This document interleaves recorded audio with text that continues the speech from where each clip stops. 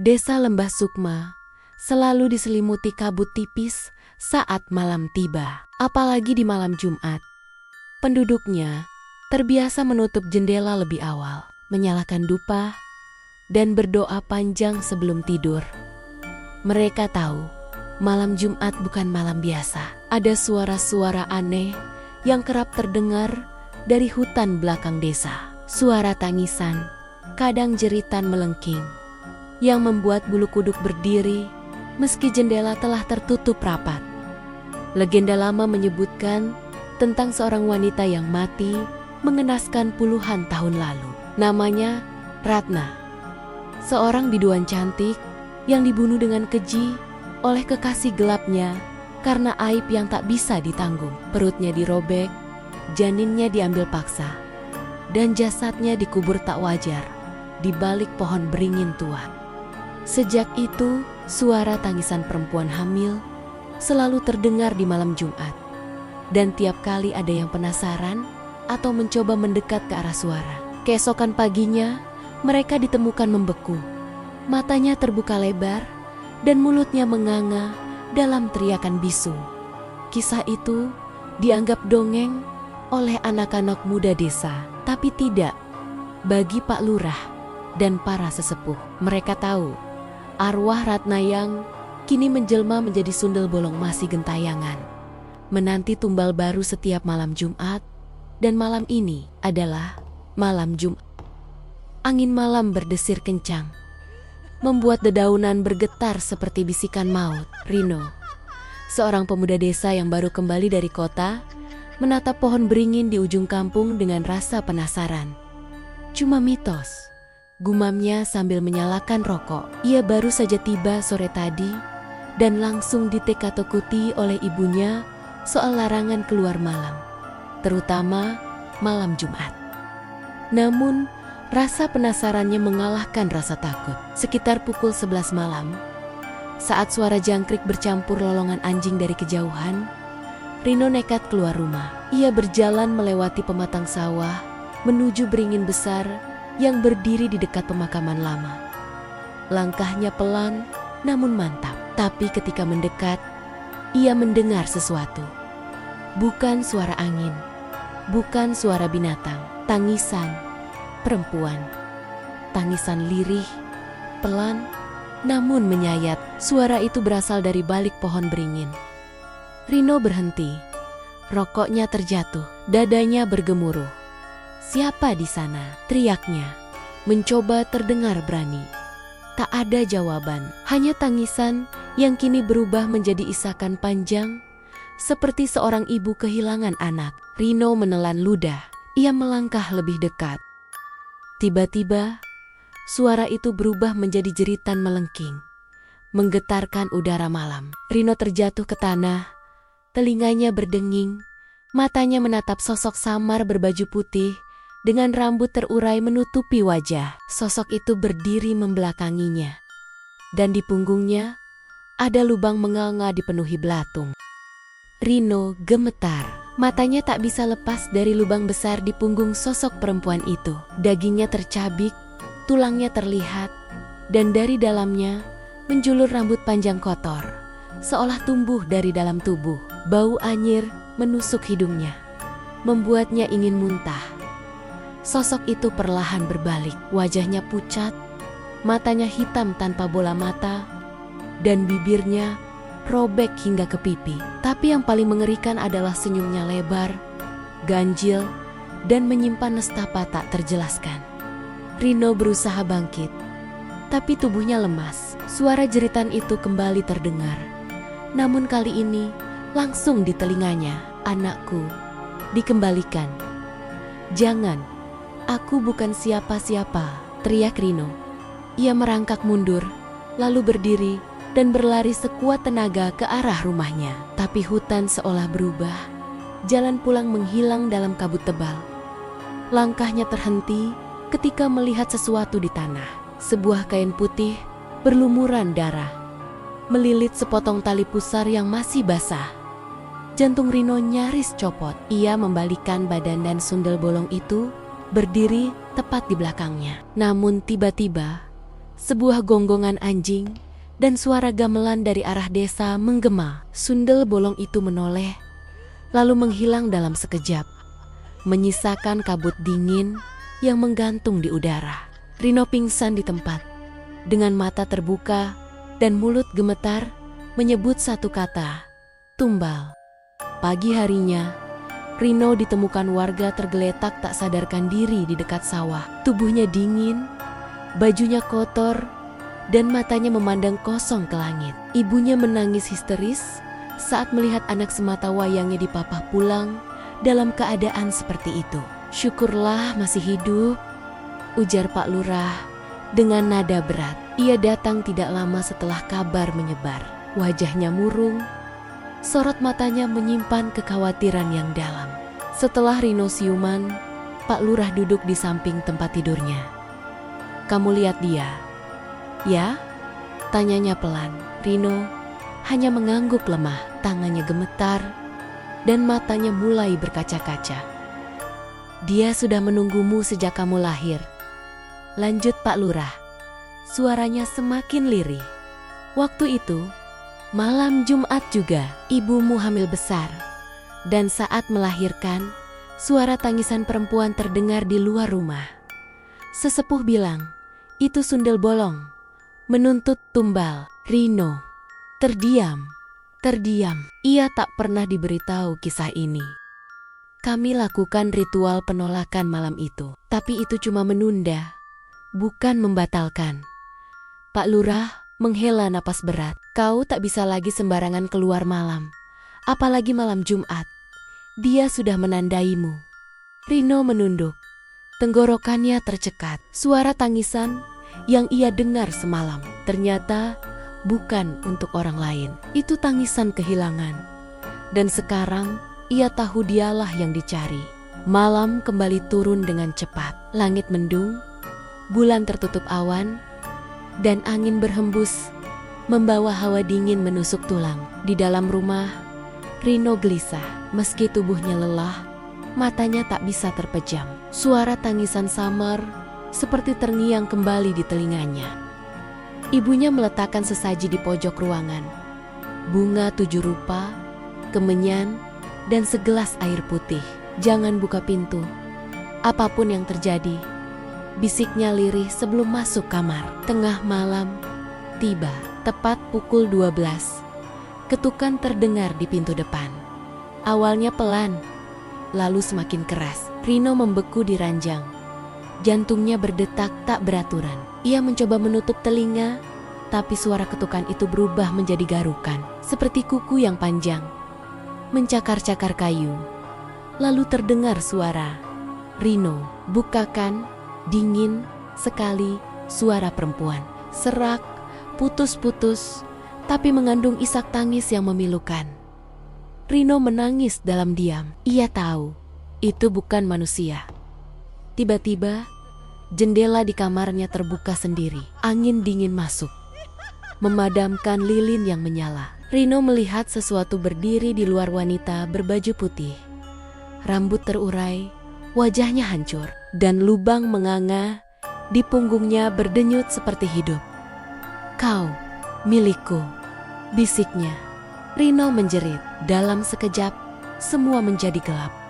Pagi harinya, ibu Rino mendapati anaknya tak sadarkan diri di lantai kamar. Bibirnya membiru, keringat dingin membasahi tubuhnya, dan matanya setengah terbuka dengan tatapan kosong. Ia menjerit panik, memanggil warga dan Pak Lurah. Pak Lurah datang dengan cepat. Setelah memastikan Rino masih hidup, ia menyuruh warga keluar. "Ada yang harus dibersihkan dulu," katanya sambil menyalakan dupa. Saat membuka pintu kamar, ia tercengang. Dinding-dinding kamar dipenuhi jejak tangan berdarah kecil, kurus, seperti tangan anak-anak. Namun yang membuat bulu kuduk berdiri, di tengah dinding tergambar jelas lukisan wajah wanita dengan senyum lebar dan tulisan merah, "Tumbal malam Jumat belum lunas." Pak Lurah memejamkan mata. Ia tahu Sundel bolong tak hanya menakuti, ia mulai menuntut. Ritual penolakan dulu hanya bersifat sementara. Sekarang, kekuatan gaib itu kembali merasuki desa. Dengan tergesa, ia memanggil Mbah Dargo, dukun tua penjaga adat. Kalau tidak segera ditangani, anak ini bisa mati jiwa, kata Mbah Dargo sambil membaca mantra. Roh itu haus dan dendamnya belum selesai. Rino dipindahkan ke ruang belakang, dibalut dengan kain putih, dan dikelilingi dupa serta rajah di lantai. Sementara di luar, awan mendung kembali menggantung, dan suara tangisan samar mulai terdengar dari arah beringin. Tanda bahwa malam Jumat berikutnya akan lebih mengerikan. Malam Jumat kembali datang, membawa hawa dingin dan rasa takut yang lebih kuat dari sebelumnya. Mbah Dargo duduk bersila di ruang belakang rumah Rino, dikelilingi dupa dan rajah kuno yang ia tulis dengan darah ayam hitam. Di depannya, Rino masih terbaring dengan tubuh pucat dan tatapan kosong, seperti hidup tapi bukan dirinya lagi. Roh itu belum lepas. Ia menempel, kata Mbah Dargo kepada Pak Lurah dan Ibu Rino. Kita harus panggil dia, hadapi dia sebelum ia ambil nyawa anakmu. Ritual dimulai. Mbah Dargo mulai melantunkan mantra pemanggil arwah. Suara lirihnya makin lama makin cepat, seiring api lilin yang berkedip-kedip. Di luar, angin berdesir seperti bisikan ribuan roh. Tanah di bawah rumah bergemuruh pelan. Tiba-tiba, Rino kejang. Mulutnya berteriak, tapi suaranya bukan miliknya. Suara perempuan, parau dan penuh kemarahan.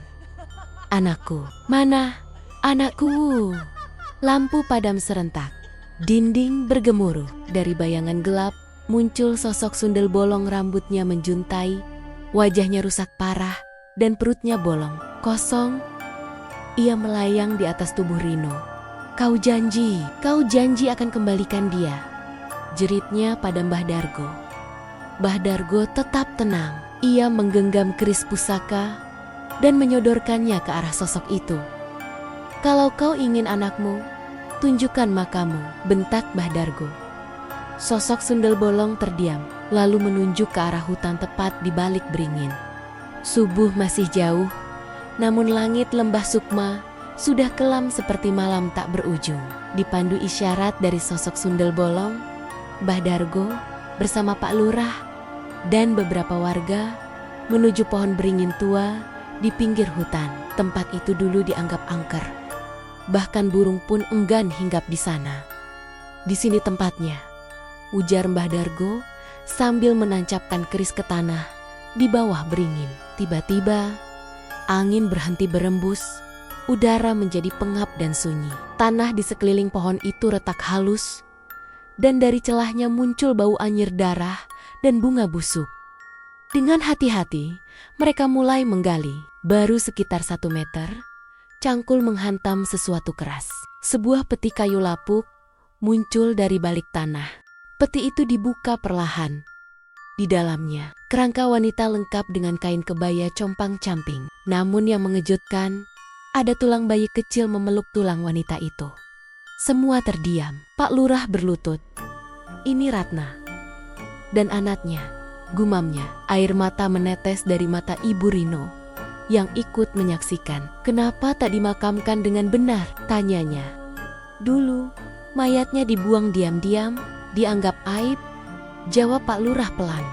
Mereka dibunuh dan disembunyikan.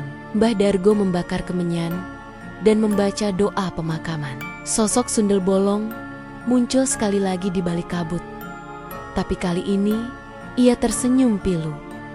Air mata darah mengalir di pipinya. Ia menunduk, lalu menghilang bersama kabut untuk sementara.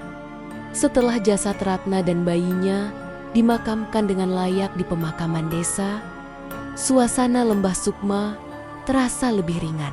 Tak ada lagi suara tangisan dari arah beringin. Kabut malam pun tak sepekat sebelumnya. Warga mulai berani keluar rumah meski malam Jumat tiba. Rino perlahan pulih, wajahnya tak lagi pucat, dan matanya mulai kembali fokus. Ia bahkan bisa tersenyum walau masih sering terdiam memandangi jendela saat malam. Namun Mbah Dargo tahu, ketenangan ini bukan akhir. Hanya jeda, jiwa yang direnggut paksa tak akan pernah benar-benar tenang, bisiknya pada Pak Lurah suatu malam. Dan dendam lama bisa saja menurun. Benar saja, saat malam Jumat berikutnya, angin dingin kembali bertiup. Tapi kali ini tak terdengar tangisan, melainkan tawa pelan. Seperti anak kecil sedang bermain. Rino terbangun dari tidur, mendengar suara langkah kaki kecil berlari di atap rumahnya. Ia keluar kamar dengan senter. Rumah sunyi, namun di dinding ruang tamu, ia menemukan coretan kecil seperti tulisan anak-anak. Main, yuk. Di bawah pohon beringin, tubuh Rino gemetar. Ia merasa diperhatikan. Dari sudut matanya, ia melihat bayangan kecil berlari di lorong. Jeritan sundel bolong memang sudah lenyap. Tapi kini ada tumbuh bibit baru roh kecil yang tak tahu siapa dirinya dan sedang mencari teman untuk bermain selamanya. Malam itu, Rino tidak bisa tidur. Suara langkah kecil dan tawa lirih terus terdengar. Seolah-olah ada anak kecil yang bermain petak umpet di balik dinding. Ia mencoba mengabaikannya. Tapi ketika membuka lemari pakaiannya ada boneka lusuh duduk di dalamnya dengan senyum menganga dan mata hitam kosong. Boneka itu tidak pernah ada sebelumnya. Panik, Rino membuang boneka itu keluar jendela. Tapi saat ia kembali ke kasurnya, boneka itu sudah berbaring di atas bantal, menatap ke arah langit-langit. "Temani aku, main ya." Suara anak kecil itu menggema di seluruh kamar. Tiba-tiba lampu mati dan pintu kamar terkunci sendiri. Dari kolong tempat tidur, muncul tangan kecil yang kurus dan dingin, meraih kaki Rino. Rino menjerit. Ia berusaha melawan, menendang, berlari menuju pintu, tapi tak bisa dibuka. Di cermin kamarnya, muncul sosok anak kecil berambut panjang. Mengenakan kain kafan kecil, wajahnya samar, tapi matanya seperti milik ibunya, si sundel bolong. Anak itu berbicara tanpa membuka mulut. "Aku sendirian di sini, temani aku selamanya." Saat Rino hampir kehilangan kesadaran karena ketakutan, tiba-tiba daun pintu terbuka sendiri. Sosok Mbah Dargo muncul dengan dupa menyala, membacakan mantra keras-keras. Bayangan anak itu menjerit, lalu menghilang dalam asap pekat. Namun sebelum lenyap, ia sempat berbisik, "Kalau bukan dia, maka akan aku cari yang lain." Setelah insiden itu, Rino dibawa ke rumah Pak Lurah untuk tinggal sementara. Ibu dan Mbah Dargo setuju bahwa rumah mereka telah menjadi tempat persemayaman roh penasaran. Namun meski Rino sudah dipindahkan, gangguan tidak berhenti. Malam Jumat berikutnya, giliran rumah Bu Ijah tetangga Rino yang dihantui. Anaknya yang masih berusia 7 tahun ditemukan duduk di pojok kamar, menangis sambil memeluk boneka lusuh. Ketika ditanya, bocah itu hanya menjawab lirih, "Kakak yang rambutnya panjang ngajak main."